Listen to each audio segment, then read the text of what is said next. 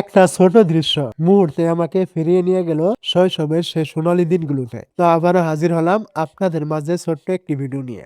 আজকে বিকেলে পাখিদের কাছে গিয়ে দেখি সকালে যে খাবার দিয়েছিলাম তারা সব খাবার খেয়ে ফেলেছে। ছোট ছোট মুখগুলো যেন আমার দিকে তাকিয়ে আছে আরো খাবারের আশায়। ওদের এমন অপেক্ষা দেখে আর দেরি করতে মন চাইল না। ভাবলাম যারা আমাদের উপর বেঁচে থাকার ভরসা করে তাদের ক্ষুধার্ত রাখা একদম কোনোভাবে ঠিক না। তাই আর দেরি না করে আবারও ওদের জন্য কিছু খাবার দিলাম। খাবারটা সামনে রাখতেই পাখিগুলো যেন আনন্দে একসাথে খেতে শুরু করলো।